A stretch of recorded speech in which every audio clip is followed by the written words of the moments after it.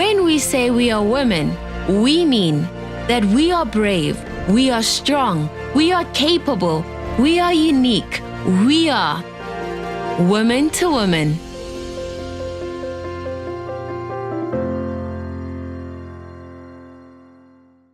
Good afternoon, South Africa. Good afternoon, Africa. You are welcome to another Woman to Woman program. Good afternoon, Toko. Good afternoon, Marcia, and good afternoon to our viewers. Good to be here with another topic that will surely change your mindset. True. That's the aim of this program. Not only to entertain you for 1 hour, but to lead you to think, to reflect about things that may be happening with you and you are not aware, or you don't know how to change that, but you're not in peace with what is happening mostly within you, not necessarily what goes on the outside. And even around them, what is happening around them. So today's show is going to help them a lot. We still continue in the mindset of standing against what is not doing you any good. And today, we brought to focus one thing that we struggle to accept, but it really happens out there. Yes. Insecurities. We don't like to say that we had or have insecurities. The fact is, most women, and we are women talking to women, they go through the moods, the changes, and the seasons of insecurities caused by different reasons, caused by different circumstances. The fact is, the battle has to be inside. And you know, Miss, I like the fact that you say that because we are women and we know what is it, because this kind of problem, if I may call it like that, it visits everyone, every woman. Sometimes even in men we find it, but most we find it in women. So today we are going to reveal things, because through this program maybe they will come to a recognition that I have this, so that they can help themselves as well. And more important than that is, what do I do with this? How do I change this scenario? Can I actually overcome insecurities and become a very confident person? That probably is your question right now. And this is why we welcome Dineo to the show. Good afternoon, Dineo. Welcome to Woman to Woman. Good afternoon, Mrs. Togo. Good afternoon, Mrs. M. Good afternoon to everyone as well. You quite relate to the fact of being insecure. Definitely. So I need you to walk us through where did it all start, because our audience wants to understand where you're coming from and how you were able to make the changes. Of course, I'm already telling you, we are going to contemplate you with changes. That's the focus of the show, to help you to overcome them. How did it all start? Okay, so growing up, I was raised by nannies because my parents were always busy. So my parents never had time to raise us. So my brother and I were raised by nannies from a young age. So that meant that we didn't have direct contact with our parents. We didn't know our parents at all. Our parents were just those parents that would come and give you money, and to them that was good parenting. You have nannies, we provide everything that you guys need. So that was the contact that we had with our parents, whereby they are financial givers, if I could put it in that sense. So that's rare. I mean, let me rephrase. It was very rare in South Africa many years ago, but I think today is the reality of many families and many couples, because they want us to work to develop their career and to establish financial conditions for the family. So they were not wrong in that perspective. They wanted to give you and your brother the best. What they didn't realize is that they were too absent. Am I correct? Correct. They were too absent because the only time they would actually show up would be for parents' meetings, and that's sometimes. Sometimes my aunts or my uncles had to be the ones to actually go to parents' meetings, or there was actually no one to actually go to those parents' meetings. So yes, that's the direct contact we had with our parents. So already there was something instilled in us that we don't have parents, if we could practically put it like that. So we were raised by nannies, and at a certain point, when it came to our family dynamics, it was a thing of we always visit family. So every weekend you're at this family's house. It was like a family dynamic, not only for me and my brother, but also for my cousins at large. So it happened that when we actually went to one of the family members, I actually got molested. So me actually getting molested, that was another insecurity that was implanted. How old were you? I was around 8, 9. Yes. Very young. Very a child. young. Exactly. And of course, I couldn't say anything to anyone because my parents were not there. So that was already another insecurity instilled inside of me. So with my mom not being present, whenever she was present, she was obsessed with me actually losing weight because I was a big bone child. So she always had this thing of, you need to lose weight, you need to lose weight. So that's already 3 insecurities instilled inside of me. The first one is that when people actually speak about their parents, I have nothing to relate to because I don't know my parents. The second thing is that I was molested. So I already have this mentality that I'm useless. The third one was that my mom wants me, she's obsessed with me actually losing weight.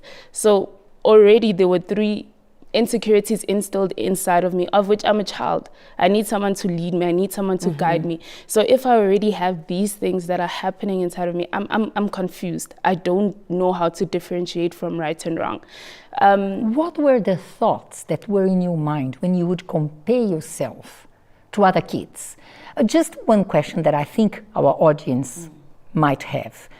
Would you stay with your parents? They would come home at night or not? They would come home at night. But it was not like they were just ticking the clock. So it's during the day. You wake up, your parents are not there. You go to school, you come back, your parents are not there. Your nannies have to help you with homework, or not even nannies. I feel like with us it was broad because it was school, then you go to aftercare, and aftercare only comes out at 4, 5 o'clock. So then afterwards, the nanny fetches you from aftercare. When you get home, you literally bath and you sleep. So you would not see your parents. Exactly. So you wouldn't actually see your parents. I was doing swimming, I was doing cross country, I was doing tennis, I was doing netball. So there was already a lot of things that needed me to be physically fit. So there was no need for me to actually lose weight. That was my body type. So my mom was obsessed. So she would even cut down when it comes to the food portions that I eat. As much as she's not there, of course, you're being raised by nannies. They take orders from their bosses. Of course. So she would tell them, okay, she must eat this and this and this and this. And that's exactly what I would eat. And it even got to a point where she'd be like, okay, we're going jogging. And it was like, what? This is crazy. Mind you, I'm still in primary. All this is happening, I'm still in primary school. And it didn't end there. It actually got to a point where then I was getting bullied as well at school. Not only about my physical appearance, but also the way I look. It's like, they wouldn't actually, because at home it was a thing of my mom would be obsessed with me losing weight. But then at school it was something else. It's like, oh, the way you look. So now, as we know, as women, you always need something to relate to. It's either you relate more to your body or you relate more to the way you look. But with me, I didn't have that. Yeah, because both were not good for people. Like the other side is for your family, from your family, and then the other side is from school. Yeah. What were the thoughts that were in your mind? That I'm useless. Really? I'm useless. You would resume your life to being useless. Yes, and I always felt like the world per se, because it was never a thing of, I didn't have a relationship, especially when it comes to spirituality. I wasn't very intact when it comes to that. So with me, it was a thing of, oh yeah, the world classifies you in this degree. There's either you're beautiful and you're this, and then there's just you are that. Did you feel like, even if I can tell my mom what's going on, the bullying that I'm going through, and I explain to her, maybe she will say, yes, that's why I want you to lose weight? Yes, actually. And you were not overeating to compensate your insecurities? No, I wasn't. It was a matter of your structure. The bone structure. Bone structure. Because as I said, I was doing a whole lot of extramurals. There is no way, even if you have an eating habit, there is no way you're not going to lose weight. Swimming itself needs you to have physical strength. Cross country, tennis, netball, all those things that I used to do, at least one of them I used to do every single week. Yeah. So there is no way that I wasn't going to be able to lose weight if it was that I had an eating habit. Yeah. You can imagine how we women relate to this, because we see many women say, I'm struggling with weight gain. I don't eat, They end up even not eating what is the basic and necessary as minerals. They can't explain. Now get this struggle that we as mature women know what we're talking about, but we don't understand, and bring to a mind of a 10, 12-year-old. She is trying and she can't lose weight. And she can't put in words, and she is reminded that she needs to lose weight. And of course, that really dented your emotional security. And that's why you were a crying baby, because it was the only way you found to try to relieve some pressure that you had. You were an emotional wreck. I was an emotional wreck.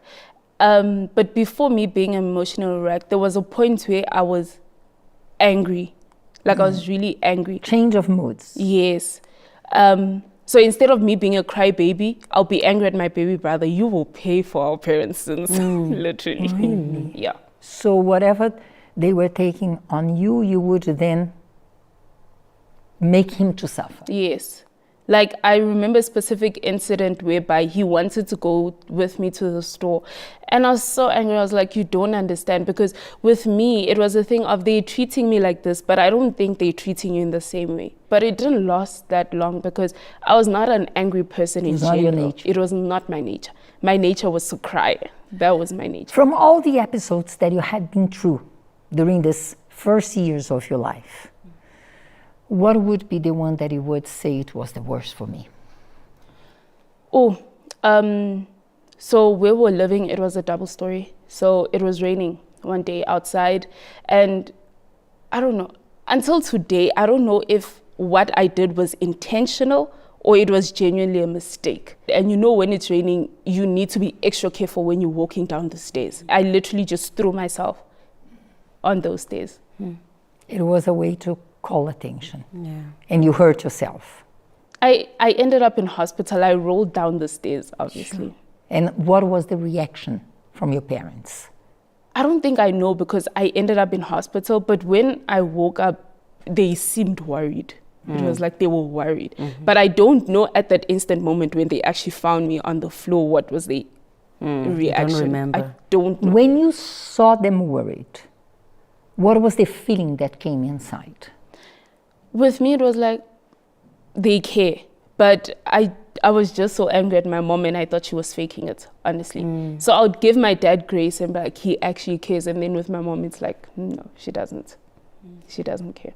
Just after this break, we are going to find out how did Neil coped with the situation. It's natural of us to raise coping mechanisms, to face those moments which we don't know what to do.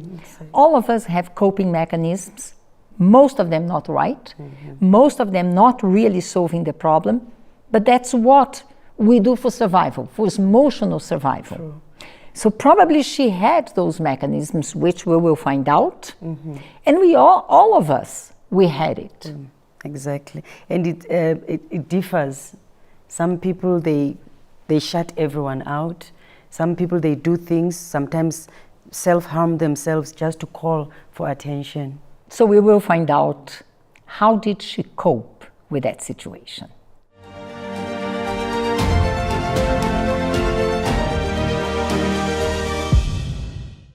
In a world that's always moving, it's important to stay ahead. From fresh content to exclusive updates, Woman to Woman keeps you in the know. Don't miss a beat. Get the latest insights and more when you connect with us.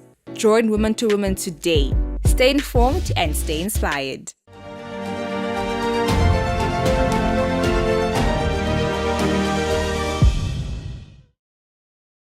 As we were talking about coping mechanisms, and you understand that too well, because you had to find means and tools to deal with the situation. How was it? Okay, so now I was out from primary, and this was me in high school.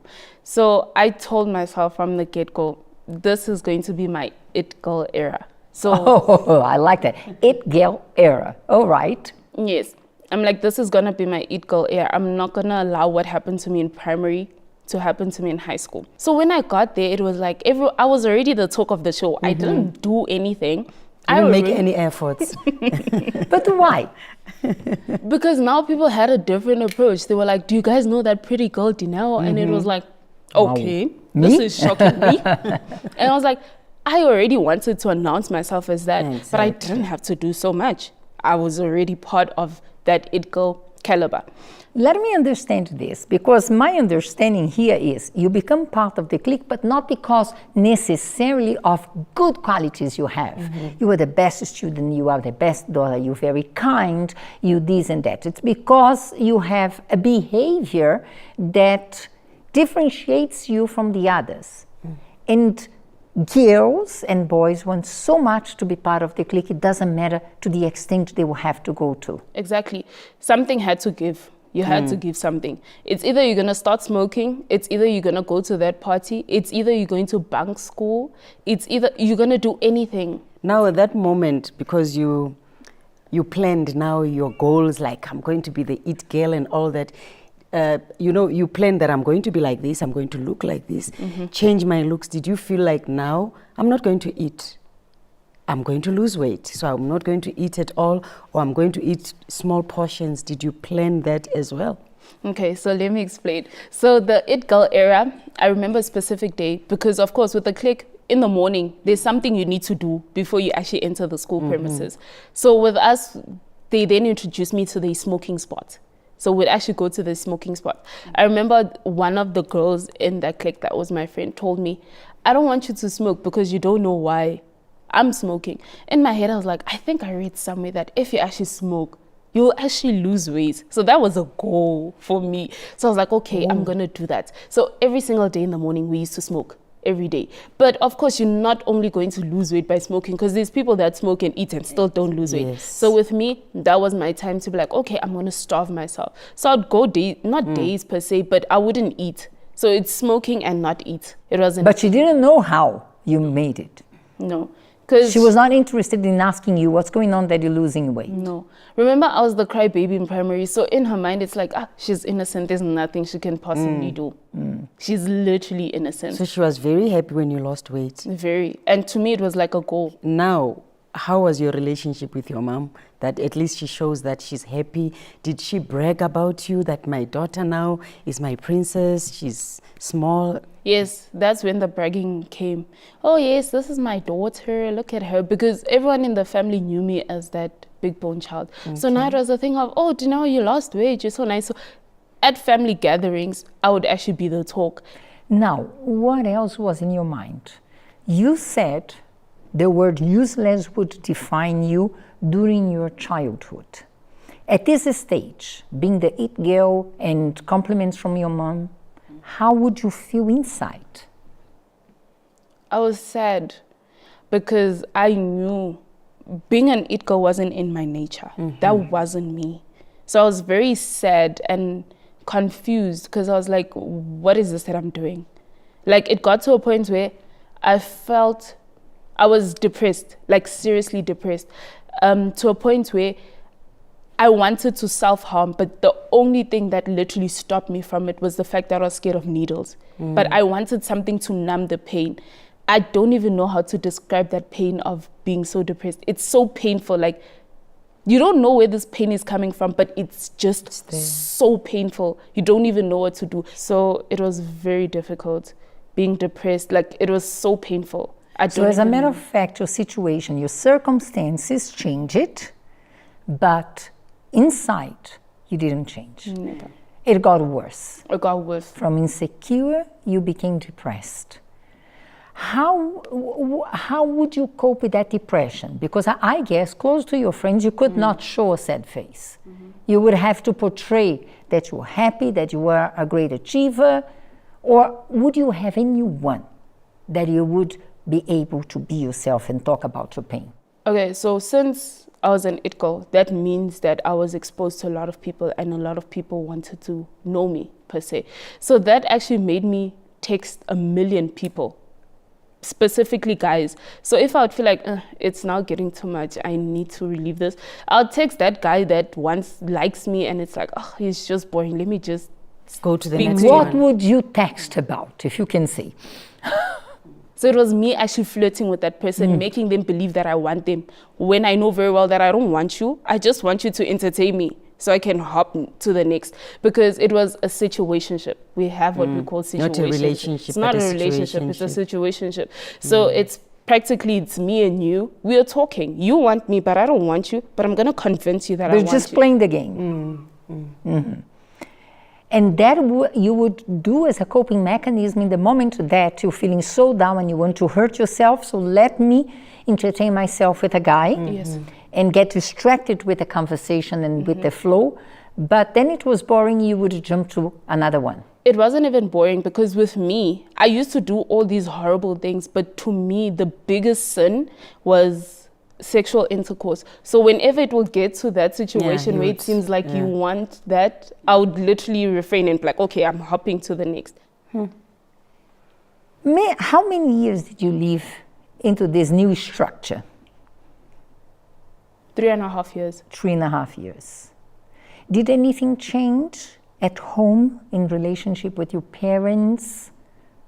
Or it was still the same format? It was still the same format. The different thing was just now, instead of having nannies, the nannies were not there anymore. Because I was like 13, 14, so it's like, oh, you can look after yourself. And it was just me and my brother. How did you do in school during these years? Because I know in those years you were led to matric. So of course matric is a big thing for every youth in South Africa. How did you prepare? Still, I didn't study.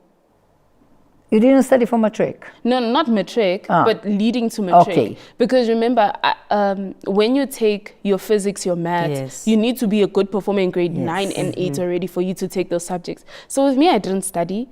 And I remember taking those subjects in grade 10. And the other people that actually worked hard, because it was a thing of, if you need to achieve certain marks in order for you to do pure maths. So in my head, I was like, I don't need to I study. don't need to What's study. a secret? It's a bonus. Yeah. So with me, there was no secret because I believe each and everyone knows their strength. Now with me, if I was going to study, I was going to do extremely well, more than what I was doing. I was just that child that would listen in class. And me listening would result in me achieving Doing good well. marks. And of doing course well. you had some talent with numbers. Because whoever doesn't have that ability with numbers, the more you stud, it will not guarantee that you will make it. Either you are a people's person, or you are a numbers person, or you are stats. So, for me, the more I try, I don't want to see hospital blood. I don't want to know about that. I even admire, but it's not in me. Probably numbers were in you. Did you have any moment in your conflict that this great thing of paying attention, absorbing, and doing well would count as a talent, would counterattack the feeling that you were insecure, or you would just despise it? I would just despise it. I think with me, I was delusional. There's no other word to call it. I was so delusional because with me, it's like when it gets tough, I'm literally going to text that guy. I'm literally going to do that. And then it actually got to a point where it caught up with me. It actually happened where I actually dated a guy. But that guy made me more insecure because what I was being told in primary, what I was being told at home is what he was telling me.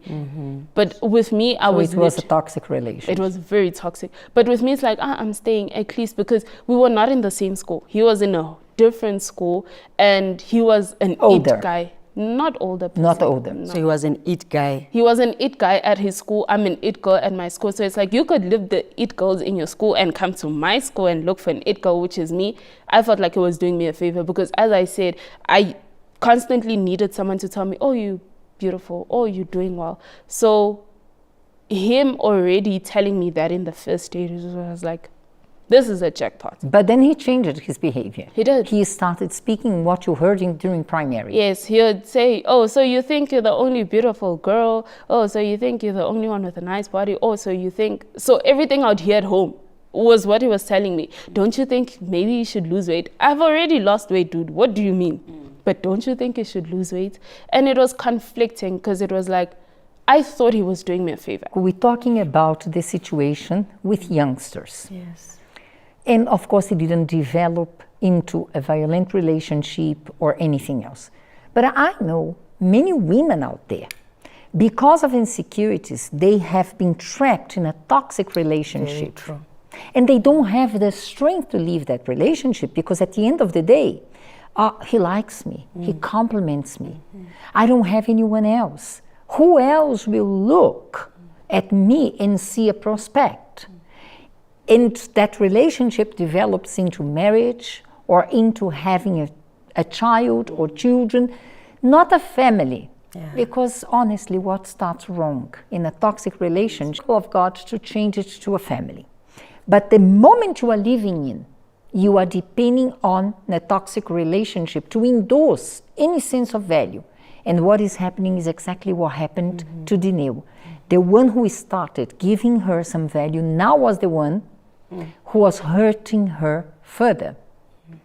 That is why we find many women stuck in a relationship, though they are bashed, they are beaten up, but they just say, no, but you know, at least he gave me attention when I needed attention. So they don't see the reason of moving out of that relationship. They stay there. They even have kids, as you mentioned, with the guy, and kids suffer as well.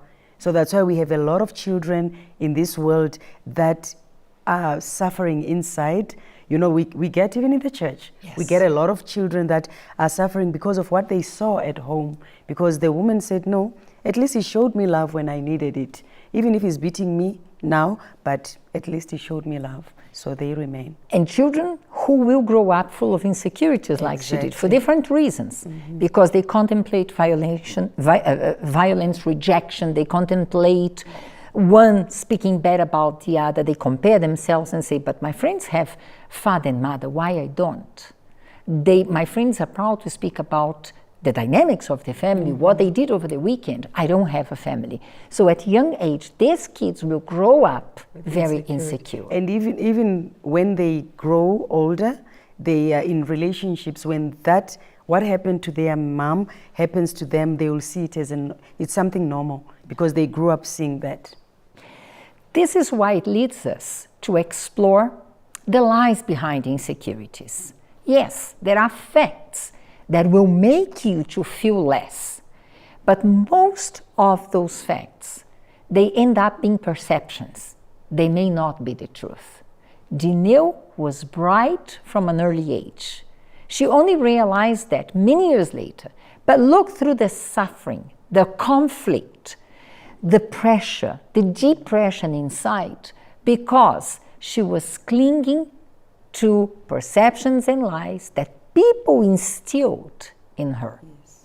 Let us watch some of those lies.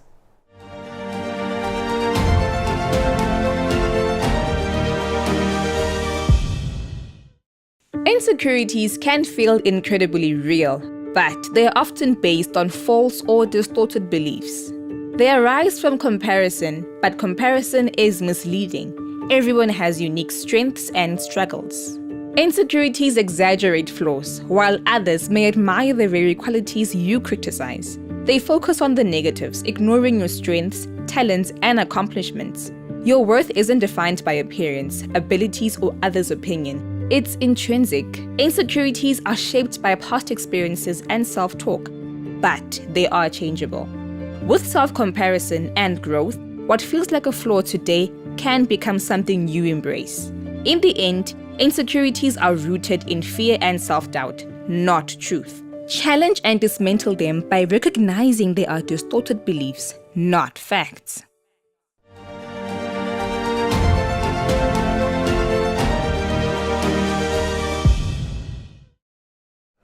You see how people believe in lies of insecurity because someone told them, like for her it was the mother and it was at school. So people, they were told, no, you are ugly, you are fat, and they incline to that. They believe in it, even though sometimes the person is beautiful. You look at them, they are so pretty, but they don't see that in them because they believed in the lie that was told to them. Even the achievements do not endorse their value. Just like her. Just like her. She was so intelligent, not knowing that she's intelligent. She just, no, nothing mattered to her. Even if I do good in school, even if I don't do well, it doesn't matter. That is where insecurities lead you to.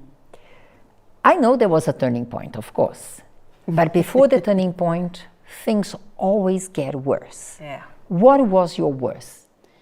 So the specific friend that I was leaning towards then left the school. Not the boyfriend. No. A friend. The friend. Like she was close friend. She then left the school and it just became so much. To a point where I even remember I wrote a letter to my dad. I wrote a letter to my dad and I told him how I don't like how my mom treats me. And I thought, because remember I said in the beginning that I gave my dad so much grace compared to my mom. So I thought that he had my back, only for him to show my mom that letter and then things spiraled out of control. So it was a thing out from my mom. So you're not grateful because I did this and this and this to you. So you thought that you telling your dad what was going to happen. So I thought my dad was my safe space. I gave him so much grace compared to my mom. And for the fact that he betrayed me, if I could put it like that, I just felt like no one had my back at that point. My friend left. The person that I gave grace to literally betrayed me. And now it's like, you guys are a tag team. You guys are literally a tag team. So that was like the worst. Those who are insecure, normally they have clutches to endorse them. So your clutch was your dad in your mind, and your clutch was your friend. When those were removed from you and you faced reality, it was the worst moment for you. It was. You always, leaning on someone or something where you project your value, or at least you feel a bit better about yourself, or you think you can count on that person. And that moment comes when you see you were wrong. Maybe because that person was never meant to be your clutch, and you made that person your clutch, you deposited some credits to that person, and that person was not prepared for that. Or when you think about your father, who knows if his attempt to tell your mother was to make her to have that wake up call moment, to see, look what you're doing. But you interpreted in the wrong way. He betrayed me. He betrayed me. Like, how could you do that to me? Exactly. Why would you do that to me? And being a girl, you know that girls are daddy's girls. So you thought, I'm daddy's girl, so at least he's going to protect me. Maybe he's going to approach my mother and tell her how I'm feeling, but tell her that she should change from the way she's treating me. True, because that letter was me practically saying, I do need something. help. But of But course, don't give the letter to her. don't give the letter, because the letter literally has Exactly. everything. So why are you going to give the letter? Take the letter, maneuver it, put it in words whereby she'll understand. She'll come Exactly. from a point of understanding. But if you're showing her the letter, it's like you're literally exposing me. True. You exposing me, you literally giving her everything. And it wasn't meant for her to actually know everything. As much as she knows the stuff she's done, but coming from a perspective whereby it's like, you're ungrateful, you're this, because that's where she came. She's like, you are really ungrateful. It was her coping mechanism. It's like, you're really ungrateful because I did so much for you. And then you're going to give a letter to your dad. What did you think your dad was going to do? He was going to hide it away from me? Come on. We are a married couple after all. Whatever it is that you guys say to him, we're going to pillow talk about it.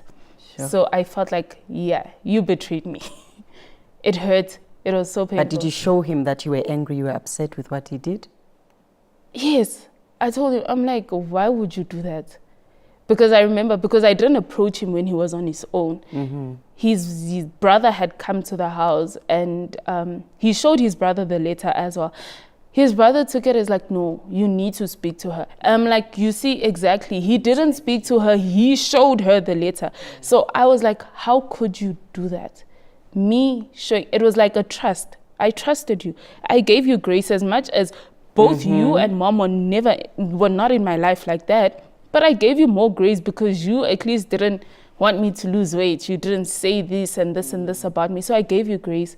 But it's like, I shouldn't have given you grace. I should have put you and your wife both in the same box. What was his response? He didn't say anything to me. I think he was hurt. Yeah. He didn't say anything to me. He didn't. He didn't say anything to me. And that's when then I cried. That's when I was like, oh, so I am still a crybaby. I remember that day I cried.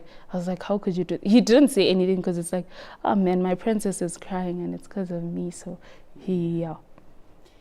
That whole situation, plus your friend leaving school, made you to rethink your life. True. How was that moment? It was difficult because that's when I got to a point I was like, I don't want to be part of this clique anymore. I don't want to be friends with you guys. Not that you guys are bad people, but not that you guys are bad people. Because in my head, it's like, at least you guys don't go around bullying people, but y'all bully them to a certain extent. Because if you want to be friends with us, you must give something. Yes. But to me, it was a thing of, at least you were not as bad as those people in primary. But I was like, I don't want to be part of this. I don't want to be part of the it girl. I want to have to walk around the school and look over my shoulder and be like, is my tie perfect? Is my hair good? Because I used to do my hair after 2 weeks. There wasn't a necessity for that, but you're an it girl, you need to be part of the caliber. Live up to standards. Yes, if you're going to keep your hair in for more than a month, it's like, girl, you're not giving. So it was like, I don't want to be part of this anymore because I need to give something and I'm tired. I'm just tired, I'm drained. I don't want to be part of this. So I left the clique, and leaving the clique means now I'm alone. Because in primary, it was hard for me to make friends. Here, it wasn't hard for me to make friends because I was part of the clique, but now I'm leaving you guys. So now I'm isolated, I'm alone. And of course, people are going to talk, why did she leave the clique? It's a thing of, oh, maybe she did something, of which there was nothing. But at that point, I didn't even care. I didn't even care to explain myself. I just felt like this, I'm just not going to do anymore. And that's when actually my family, we then went back to church. And going back to church. So during all this time, you were not in church.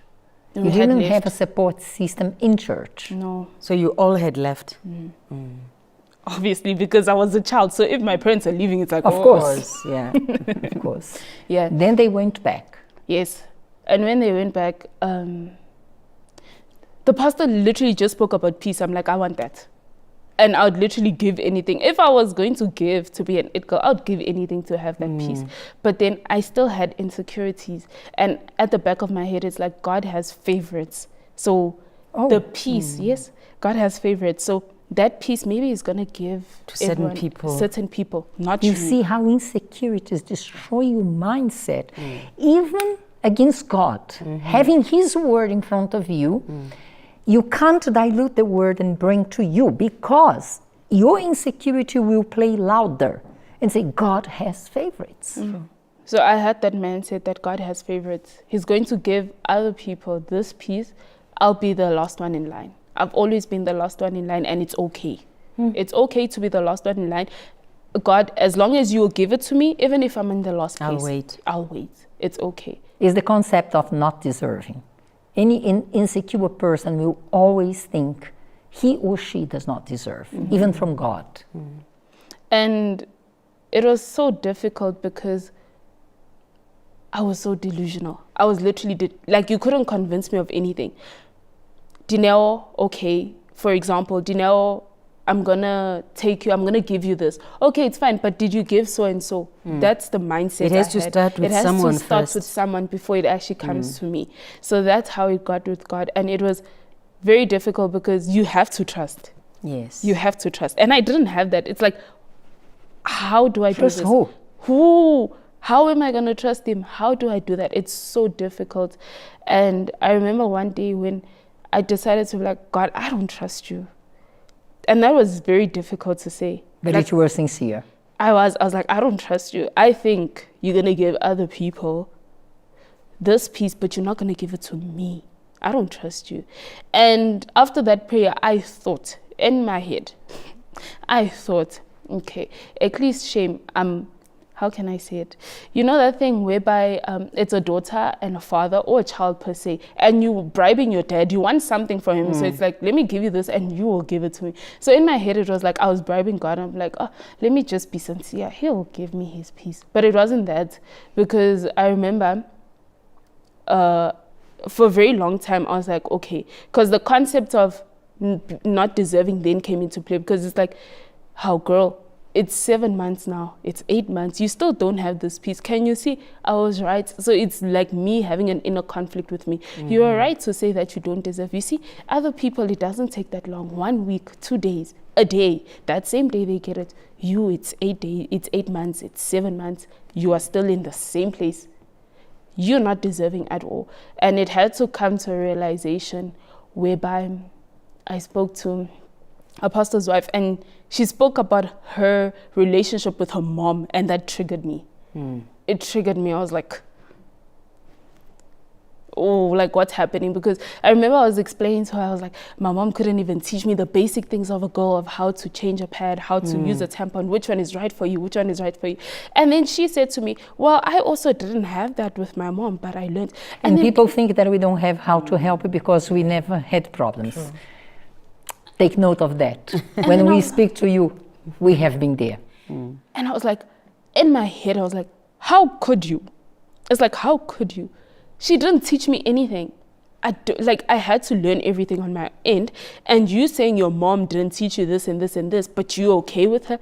And that's when I realized that the only reason I'm not getting this piece is because I haven't forgiven my mom. I forgave my perpetrator, the family member who molested me. I'm not saying it was easy to do, but it was easier to do than to forgive my mom. That whole situation triggered me, and it was like, okay, you haven't forgiven your mom. That's why you won't receive the peace, because you still have a grudge towards her. I saw my mom as a villain, literally. Like, it was like nothing good can come out of that woman. That's how I saw her. And it was scary because even when she was genuine, I'm like, Something because of course, being in church, she was changing as well. Yeah. She was dealing with her past, with her ghosts, and with the misbehavior, the reason why she left, and she was changing into a new person. But you would not credit her with that. Like, something is not giving. There's something, she's acting. This is an act. She will go back to her nature. I know her nature. I know the kind of person she is. She will definitely go back to her nature. So I didn't give her credit, even when she was trying. So you didn't believe in her change? No, I didn't.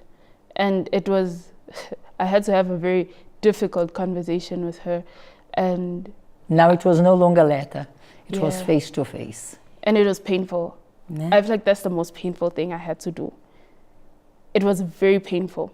Like, as I said, forgiving the person who molested me was difficult, but not as difficult as forgiving my mom. Yeah. It was very painful. But it just had to get to a point where I was like, within me, because you get to a point in life where you feel like you're being pushed towards a wall, and it's either you push back or you let that wall crumble. So I was like, this is the point where I actually let that wall crumble, or I push back.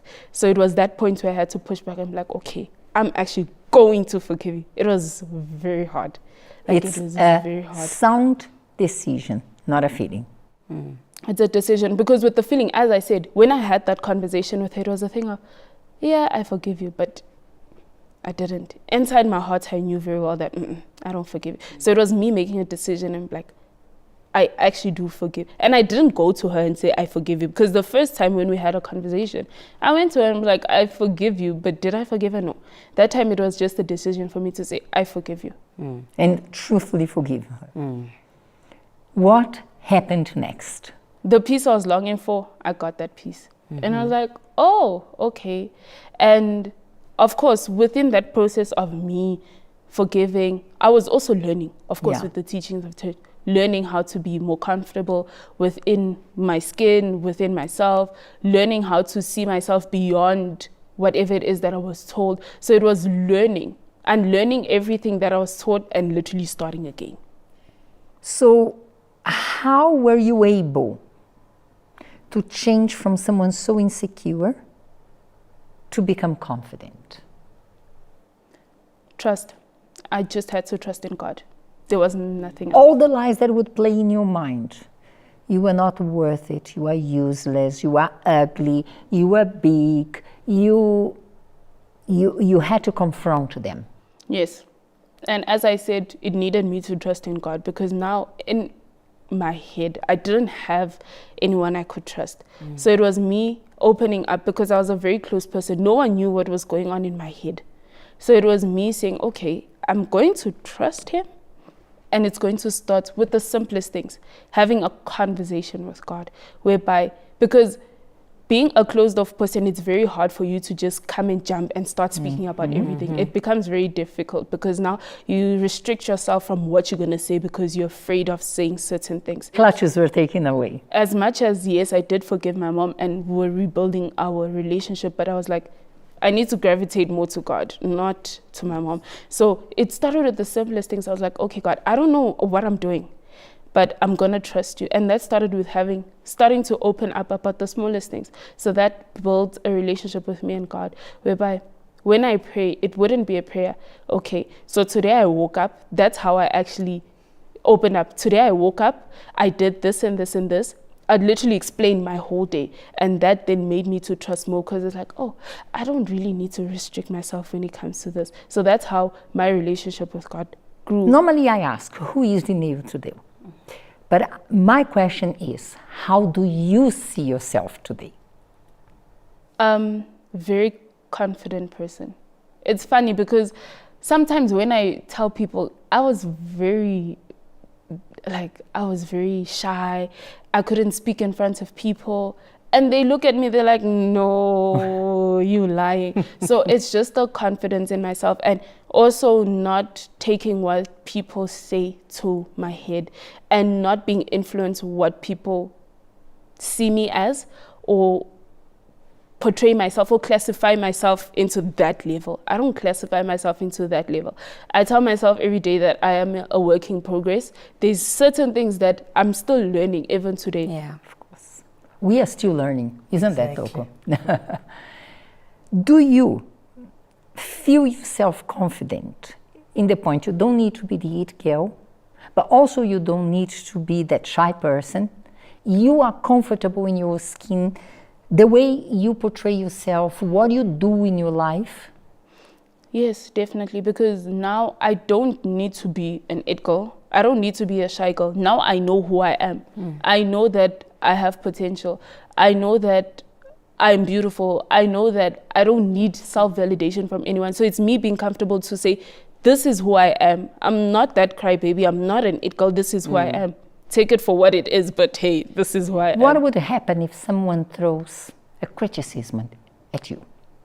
That's how you see it. That's what you believe in, and that's okay. But that's not who I am. Can you tell them this?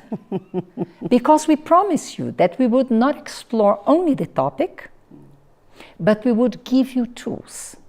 And of course, for you, it started with being honest with God. That was the beginning of everything. As a matter of fact, if we see ourselves through our eyes, we will always be owing people. But when we learn to see ourselves through God's eyes, that picture changes completely. That was the first step.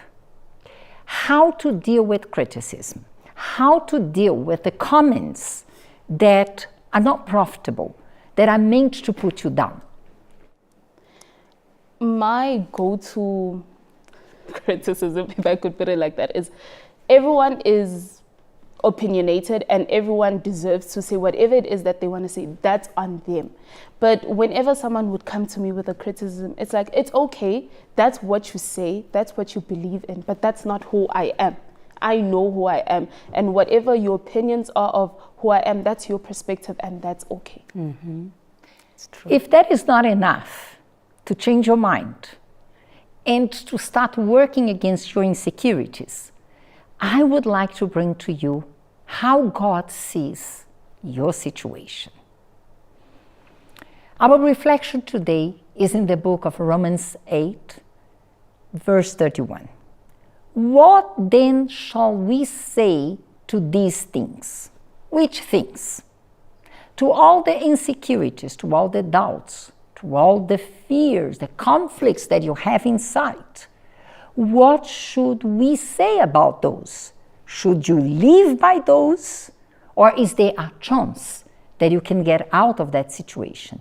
Then the verse completes, if God is for us, who can be against us? He who did not spare his own son, but delivered him up for us all, how shall he not with him also freely gives us all things? Who shall bring a charge against God's elect? It is God who justifies. That's why I said, from the moment that we are sincere with God, we are not going to deny, God, I see myself like this, and I have been there. Toko has been there. All of us have been there. But we had to come to a point to say, I don't want to continue living as I am living. And God, this is how I feel, how I see myself. This is what people are throwing at me. The labels. How do I stand against it? God is the one who will make us to see ourselves through his eyes. You have to correct this. You have to disregard that. Look at how I have created you. I didn't create you to be a failure. I created you to be my image, to portray my glory, to portray my strength to the world.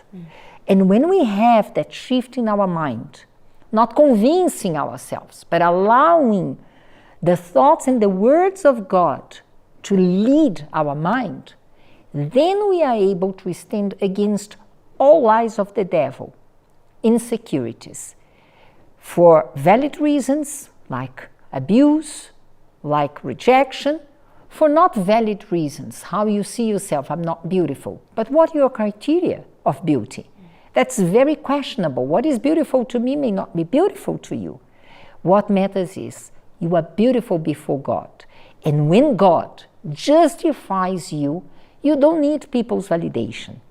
You don't need people's endorsement. You don't need even to live up to people's expectations. You have God's standards in your life. So when you have doubts, He will justify you. He will not necessarily justify you before people, but He will tell you, don't worry, you are beautiful. Don't worry, you are intelligent. Don't worry about what people say. You can make it. You can conquer. That is the shift in your mind. Between your perceptions, what people throw at you, the lies, and how God sees you. He called you His elect.